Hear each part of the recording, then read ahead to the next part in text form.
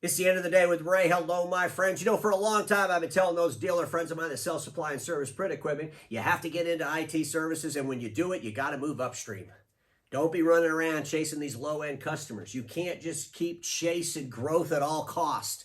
You know, thinking that you're going to put together a whole collection of $2,000 and $3,000 a month IT services customers. You're never going to win. You won't be profitable. Folks, chasing growth at all costs has come to an end. And it's just not Ray that's been screaming about this for a long time. It's Mr. Orlando Bravo, who heads up the largest private equity group in the world, Thoma Bravo. He was in France. He was at the IPEM doing a fireside chat with Kay Wiggins, and I want you to hear what he said. The two discussed why the pursuit of growth at all costs in tech investing is over and how the focus has shifted toward profitability. Folks, that is a powerful thing to say. The growth at all cost is over.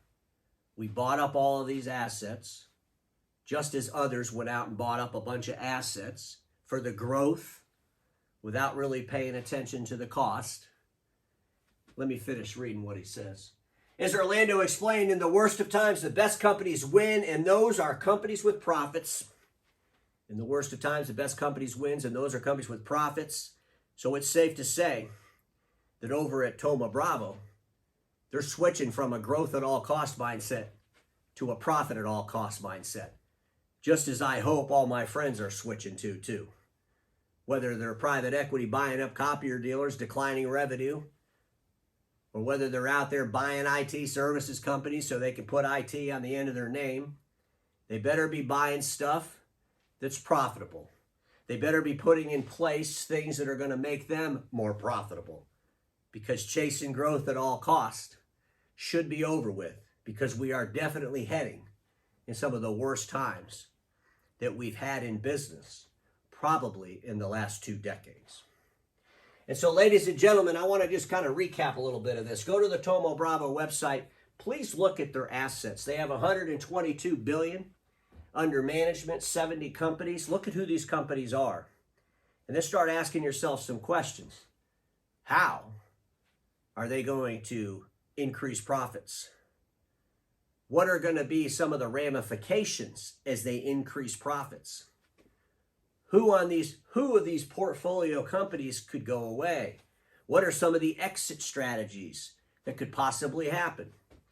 Folks, you know, I've been telling y'all for a long time that AT&T and Google and Microsoft and Salesforce, they want to be IT service providers. They want those low-end customers because they have the ability to scale that a whole lot better than you do. They want them. As more and more things move into the cloud, come on, we don't need little Billy running into the office, into the server closet, okay? Things are different today. And these big, giant enterprise organizations are going to look at some of the assets that Thoma Bravo has, and they might be appealing. AT&T has been on a shopping spree, folks. Look at where AT&T is regarding cybersecurity. They're one of the largest players in the space now. Okay? Look at some of the assets that Salesforce has been buying. Okay? Look at some of the things that Microsoft is doing. These folks can play. They can compete against that up and down the street MSP. Again, that's why you got to move upstream. But let's look at some of the assets that Thoma Bravo has that could affect my friends, those friends of mine that sell supply and service print equipment, as they move into IT services. A lot of dealers are using a company called ConnectWise, which I believe ConnectWise to be the best PSA tool out there. I really do, and I've said that before. And no, they're not a sponsor at the end of the day with Ray. I've tried to get them to be one, but I think they're just afraid. You know, I could be a little bit boisterous out there sometimes. So I probably scare people. But at the end of the day, they have a great PSA tool. They merged a company called Continuum into ConnectWise. I've never really been a big fan of Continuum, let me just say that, because I don't believe that master service provider platform, the way it existed even 10 years ago, is even relevant today. Because I believe you need to move upstream, and if you're going to move upstream, you have to control the SLA to the end user, and I don't believe you could do that through a master service provider, if you will. That's just my opinion, but you know, I'm going to stick to it, okay? I wrote an article back. You can find an article I wrote about the Continuum and ConnectWise thing. It's in the ENX magazine under the IT services section. There's only 2 articles there, and that's one of them. But I talked about that. But folks, there's another company that Thoma Bravo owns, and it's called Enable. You know, what will they do with Enable? Will Enable get more profitable than ConnectWise? What will they do with ConnectWise as they try to engineer to get some profitability out of that? Because it's all about profit. The best companies are going to be the profitable ones. What are they going to do? What are they going to cut? You know, what are some possible exit strategies for those companies? You know, we already know that Thoma Bravo got out of Kofax. Remember the episode I did on that? They were talking about they wanted to get $3 billion for it. Well, I don't think he got anywhere near that. But I think it's pretty safe to say that Thoma Bravo has no interest in anything related to the print industry. Okay? I don't think they're going to go and gobble up any print industry things. Food for thought. But folks, let's talk about another one of these master service providers, if you will, and how I believe that the pursuit of profit is going to cause reactions, if you will. So we know that Great America Leasing owns a company called Collabrance, and some of the dealers use Collabrance. And when I looked on their website, I was kind of surprised. I want to show you something with that in a second. But folks, think about it. Great America is a leasing company. Okay, that's their core deliverable. You know, they got into this Collabrance, and I believe wholeheartedly, and they could tell me if I'm wrong, but I believe they got into Collabrance and they built this platform for one reason. And that reason was to help copier dealers transition into IT services, because copier dealers and the leases on copy machines was probably 80% of their business at that time, and that was back in 2009. Now, 2009 was a long time ago. The aspirations for Collabrance cannot be the same as they were back in 2009. The realities around Collabrance have to be sinking in. They have to be sinking in. You know, we wanted to do this with this, but here's where we're at with this. And folks, I just think this is some stuff we got to seriously think about. Because leasing equipment, get ready. You talk about profits. You think about all the leasing companies, not just Great America. They're going to have to make some decisions. You know, a 3-click hike is around $500 less in funding if you use the same payment that you did before the 3-click hike on every 10 grand. So if you're going to finance 10 grand with a rate you used before the rate went up 3 clicks, you would have got $500 more. And folks, that's a big number. Think about some of these mega dealers that are doing $2-3 million worth of business in a month, where 80 and 90% of that business is leased. A 3-click hike is huge. And you're not going to be able to go into print customers and start jacking up their prices, because you all have been giving them stuff away for free forever. You try to lower their price. And that's a reality. I'm not trying to be mean. It's just the reality. The whole business model to sell print was to go in there and lower the customer's price and what they were paying. We all get it. We all know it. Another reason why you had to add managed services and you have to move upstream when you do it, because then a 3-click hike is irrelevant, to be honest with you, because you're selling to a customer that needs your value. But you better be able to bring the value.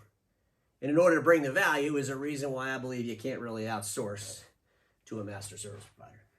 But folks, look at these hikes. I mean, from March to September, 0.25%, 0.5%, 3/4, 3/4. We're going to have another 3/4 at the next one, right? The next meeting, get ready, another 3/4. It went from 0.25% to 3.25%. Folks, interest rates on mortgages right now are topping 6%. A year ago, they were like, you could get them under 2%. Just think about this. Think about the cost of debt, and think about the impacts of a core deliverable of leasing. Let's talk about Collabrance, because I love this. I'm looking at their website, and there's a section here that says, is Collabrance for sale, remaining a privately held company in their IT? If folks, they say no, of course, in this article, but I would say this: never say never, and never say no. Especially when things have changed so much since 2009. You know, 2009, you know, you could go as far as 2015. You know, hey, we're still trying to get there. We're going to do this. We're going to be successful at this. We're going to help dealers change and change the world and get them all into IT. And those are great aspirations.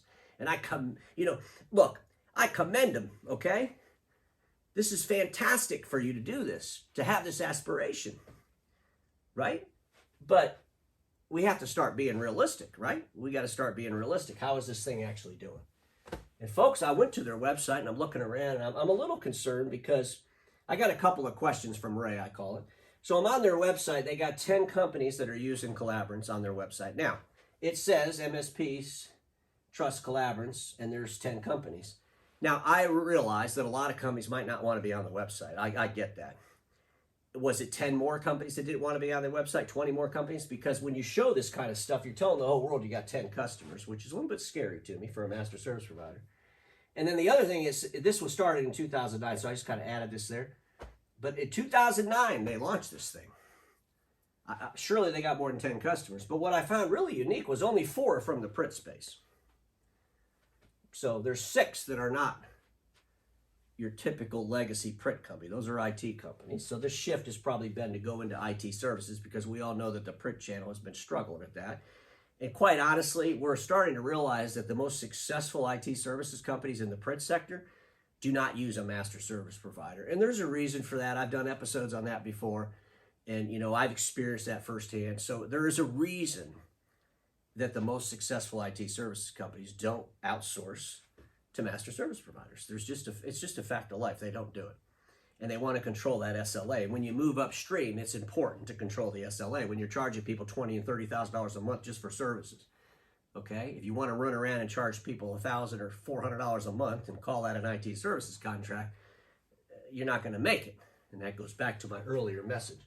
But folks, you know, I was looking through their website, and Collabrance is one of it's the only one I've seen out there that does this. But they actually post the pricing to the MSP. And so, you know, they post the pricing. This is what the MSP would pay. But they say something on here that's a little bit scary to me. And it says up here, service providers working with Collabrance enjoy an average of 40% to 60% gross margins. And folks, here's the reality. If you're doing IT services and you're just going to do a couple little pieces of what they offer, I don't know how that's going to scale.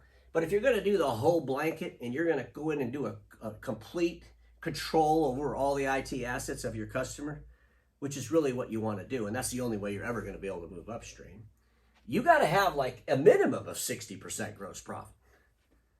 You can't have a 40% on everything. You might have pieces of it that are 40% or 30%, pieces of the IT deliverable, but that's why you got to do everything. And when you do everything, you got to get that gross profit up to 60%, because that's the only way you're going to get a net 20. Okay, you gotta be at least 60%, and so that's something to think about it. But here's something that I found interesting, and this kind of goes to my argument of why I believe that if you're an MSP and you're chasing these low-end customers, you got to stop that thinking. And you got to start thinking like Orlando Bravo, because the best companies are the profitable ones. And the profitable IT services companies are going to be the ones that are moving upstream, not the ones that are chasing commodity buyers. But this I found to be interesting. 700 monthly minimum billing commitment. So they're telling the MSPs on the website, and if I'm wrong, please clarify that for me, Collabrance, but you're telling them on the website that we got to be able to bill you 750, but that could be between 1 or 2 customers. That to me just blows my mind. I can't even imagine one customer having a reoccurring revenue going into a master service provider for $750 a month, let alone cutting that in half. So this is the problem with this whole platforms, with these master service provider platforms, because there's too many.